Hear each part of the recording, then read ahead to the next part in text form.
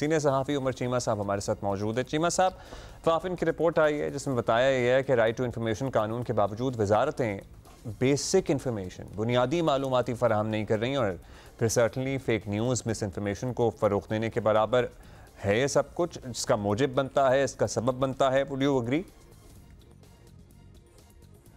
ये बात दुरुस्त है कि राइट टू इन्फॉर्मेशन लॉ के हवाले से जो मुख्तलिफ अदारे हैं उनका रवैया बड़ा ही नॉन कोऑपरेटिव किस्म का होता है। वो चाहते हैं कि जितना भी मुमकिन हो सके हम मालूमात शेयर ना करें, और लेकिन इसका जो हल है, मैं जो समझा हूँ एज अ प्रैक्टिशनर भी, वो यही है कि आप इस लॉ का ज़्यादा से ज़्यादा इस्तेमाल करें। इस लॉ के लिए एक्टिविस्ट की ज़रूरत है। वाशिंगटन पोस्ट ने अफ़गानिस्तान के हवाले से उन्हें कोई रिपोर्ट चाहिए थी, जो कि उनकी जो 18 साल या 19 साल की कारकर्दगी थी, यानी कि उस टाइम इतना कुछ टाइम हुआ था, तो वो रिपोर्ट उनको डिफेंस डिपार्टमेंट नहीं दे रहा था, उनको फिर अदालत से जाकर लेनी पड़ी। तो ये चैलेंजेस आते हैं और पूरी दुनिया में आते हैं। जहाँ तक ये बात है कि इसका फेक न्यूज़ फैलाने से ताल्लुक़ है, आई डोंट थिंक सो कि इसका ताल्लुक़ है। ये भी चीज़ एक सामने आई है कि बाज़ लोग इसी तरह राइट टू इन्फॉर्मेशन लॉ को भी मिसयूज़ करते हैं कि वो उधर से मालूमात लेकर उनका भी गलत इस्तेमाल हो जाता है। अगरचे इतने हमारे यहाँ ऐसी कोई एग्जांपल बहुत कम है, लेकिन होती ज़रूर है।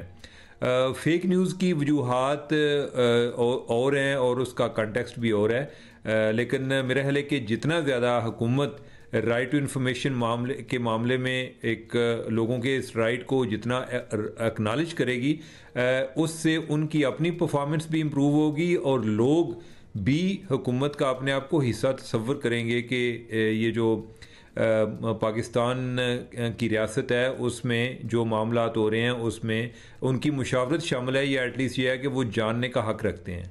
अच्छा, आपने जो कहा है ना कि अगर इन्फॉर्मेशन दी भी हो तो उसमें से भी निकाल के उसको ट्विस्ट किया जा सकता है और लोग करते हैं, लेकिन एटलीस्ट एक वेरीफाइड जगह पे एक करेक्ट इन्फॉर्मेशन तो पड़ी होगी ना। तो जब फेक न्यूज़ को अगर एटलीस्ट लोगों ने अगर चेक करना हुआ तो देयर इज़ अ प्लेस जहां आपको सही वाली एक्चुअल न्यूज़ मिल रही होगी, तो उसका फ़ायदा तो खैर बहुत होगा।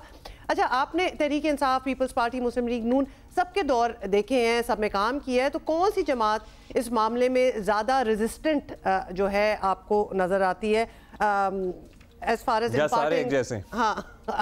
Imparting news is concern? इस मामले में सारी जमातों का रिकॉर्ड ही ख़राब है, और अगर आप उनका पैटर्न देखें तो सबसे पहले पीटीआई ने केपी में ये लॉ लेकर आए और इसका उन्होंने भरपूर क्रेडिट लिया भी, जो उनका बनता भी था। उन्होंने इस मामले में इनिशिएटिव उन्होंने लिया। उनको देखकर फिर नून लीग की जो प्रोविंशियल गवर्नमेंट पंजाब में थी, उन्होंने ये लॉ लेकर आए, और उसके बाद नून लीग ही गवर्नमेंट ने मरकज़ में लॉ लेकर आए। फिर जो पीपल्स पार्टी वाले हैं वो सिंध में लेकर आए। लेकिन होता क्या है, होता ही है कि ये कानून बना लेते हैं, लेकिन उसको फिर चलाने वाले या उसकी तशरीह करने वाले ये बंदे बड़े चुन के लगाते हैं, ऐसे लोग लगाते हैं कि जो फिर हुकूमत की साइड लें। अगर हुकूमत को किसी जगह पर प्रॉब्लम आए, वो मालूमात नहीं देना चाहते, तो जो उधर इंफॉर्मेशन कमीशन है वो उसमें ऐसे लोगों को बिठाएं कि जो कि प्रो गवर्नमेंट हो, यानी कि जो हुकूमती मौक़िफ़ को ज़्यादा अहमियत दें, और जो साइलिन हैं, जो कंप्लेनेंट हैं, उनके जो इतराज़ात हैं उनको आमतौर पे वो रिजेक्ट कर दें। केपी में भी हमने ये ट्रेंड देखा, फिर बाद में हमने पंजाब में भी देखा कि जो पहले कमीशन बने उसमें ज़्यादा एक एक्टिविज़म भी नज़र आई, और उन्होंने एक हुकूमत के हवाले से उनका रोल ऐसे ही था जैसे किसी अदालत का है कि उनको भी अकाउंटेबल करे। फिर उसके बाद कमीशन जो है उनको कमज़ोर करने की एक शौरी कोशिश की गई। केपी में तो अब सूरत हाल ये है कि उधर 3 रुकनी कमीशन होता है, और जो मैं लास्ट टाइम मुझे पता चला था वो यही था कि उनकी जो एक चेयरपर्सन है वही है। उधर तो कमीशन भी मुकम्मल नहीं है। जब कमीशन मुकम्मल नहीं है तो वो मुख्तलिफ़ केसेस में फ़ैसले भी नहीं कर सकते। तो इस तरह के चैलेंजेस आते हैं। इवन हमारे फेडरल गवर्नमेंट में भी चैलेंज आया कि जो पहला कमीशन था बहुत अच्छा था, बड़े कमिटेड लोग थे, और एटलीस्ट 1-2 तो बहुत कमिटेड लोग थे उसमें से, लेकिन बाद में जो लोग आए वो उनकी कमिटमेंट का लेवल वो पहले वाला नहीं था।